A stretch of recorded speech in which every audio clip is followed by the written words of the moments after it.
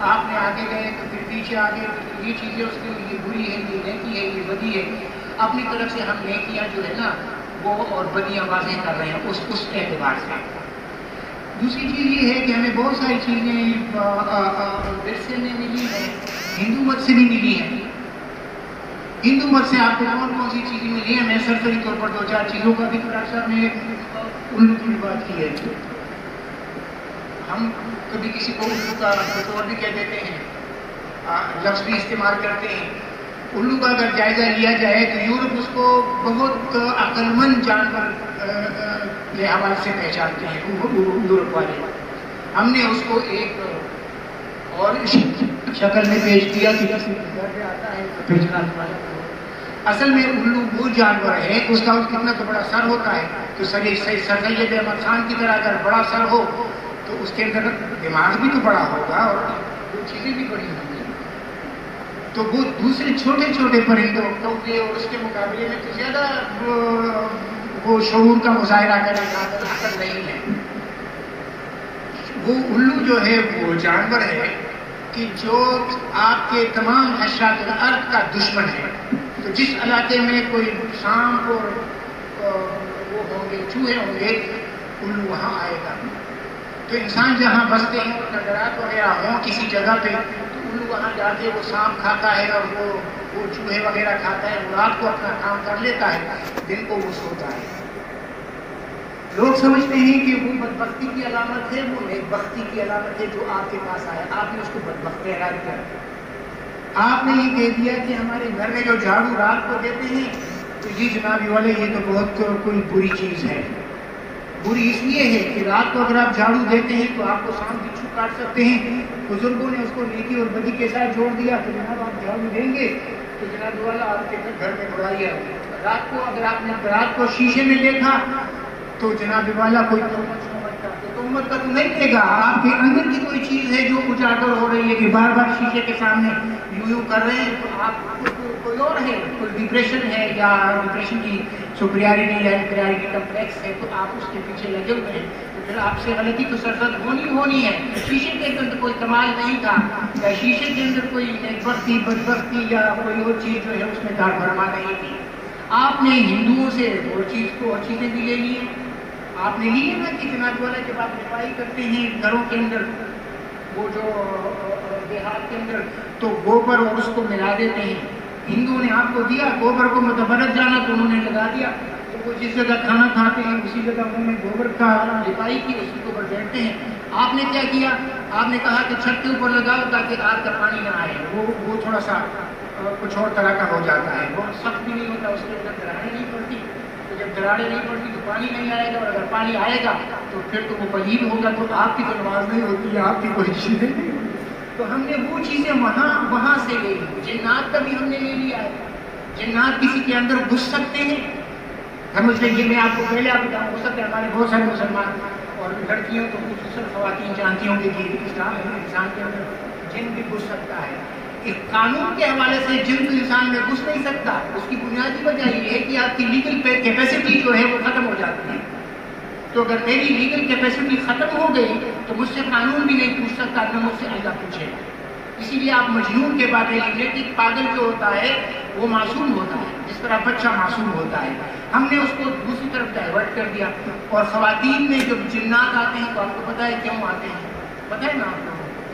میں نے پہلے بھی بتایا نا، کیونکہ جنات اس کے نہیں آتے. وہ اندر کوئی چیز ہوتی ہے اسپرنگ کی طرح دبی ہوئی کہ ریپریشن ہوتا ہے، اخفا کرتے ہیں، چھپاتے ہیں. میں اپنے خواہشات کو اگر چھپاؤں گا اور دباؤں گا پھر مزید دباؤں گا تو ایک دن وہ اسپرنگ کی طرح جو ہے نا وہ اچھل کے باہر آئی ہوئی چیزیں. تو لوگوں نے کہا کہ جنات ہیں اندر انسان کے اندر داخل ہوا تو انسان تو گیا. ہاں، اگر آپ مجنون کو جنون قرار دے دیں تو پھر اس کی لیگل کیپیسٹی متاثر ہوگی.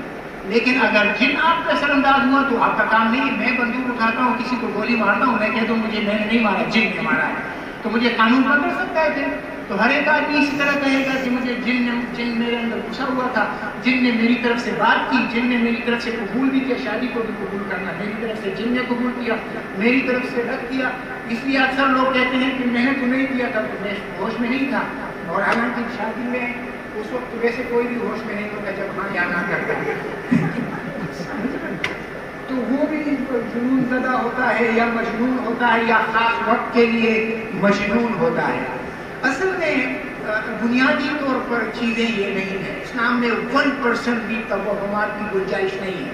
आपको साफ अकीदा रखना है, अल्लाह के साथ आपका ताल्लुक हो, अल्लाह के साथ ताल्लुक हो। जिस तरह डॉक्टर साहब ने फरमाया कि आपका रिस्क भी हलाल हो, रिस्क हलाल हो, अब अल्लाह के ऊपर आपका यकीन हो, रसूलुल्लाह सल्लल्लाहु अलैहि वसल्लम की तालीमात पर आप मुकम्मल तौर पर, ये नहीं कि जुज़वी तौर पर, उसूल के सिलसिले काफ़ा जब कहा गया है ना तो जुज़वी तौर पर नहीं है, आप मुकम्मल तौर पर दाखिल होंगे। ये नहीं है कि लोग विवाद व नफर विवाद, हम किसी एक हिस्से पर ईमान लाते हैं दूसरे पर नहीं लाते, या हम हिल्लत और हुर्मत के तो कायल ही नहीं है, पैसा जहाँ से जमा करते हैं। हमारे बहुत सारे इस्लाम से ज़्यादा वाबस्ता लोग करते हैं, गड़बड़ ज़्यादा करते हैं, पैसे जमा कर लो, किसी और का खाना खा लो, किसी ये जो चीज़ें हैं ना, ये इस्लाम आपको इजाज़त नहीं देता। इस्लाम अपने मानने वालों को वही तरीका उनसे करता है कि जो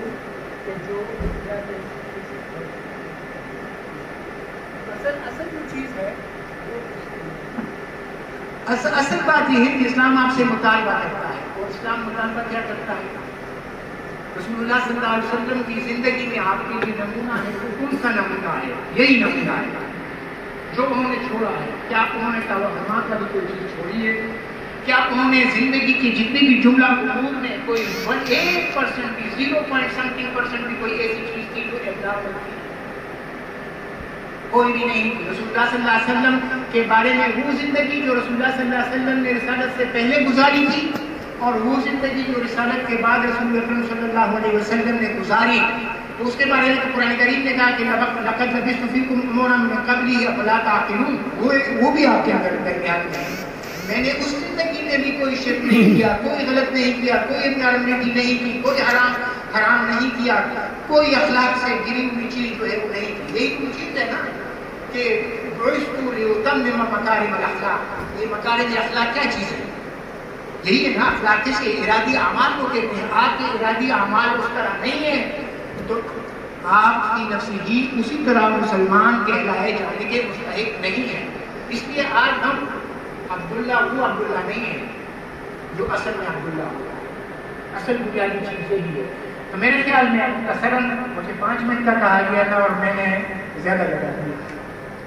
5 मिनट आपने कहा था कि 5 मिनट ही कर लेगा, मेरे ख्याल में मैंने ज़्यादा डॉक्टर साहब के और आपके दरमियान में हाइल नहीं होगा।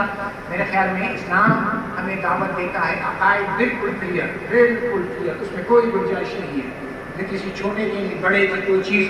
रसूलुल्लाह सल्लल्लाहु अलैहि वसल्लम के साथ आप अपना लगाव रखें, और लगाव रखने के बाद वही चीज़ें जो अल हलाल बय्यिनुन वल हराम बय्यिनुन वाली चीज़ है, उन चीज़ों की तरफ आप जाएँ। और जो मुश्तबी चीज़ें हैं, जो मुशाबे चीज़ें हैं, जो दोनों के अंदर मिक्सिंग होती है, उसको किसी से पूछ लें जो जानने वाले हैं।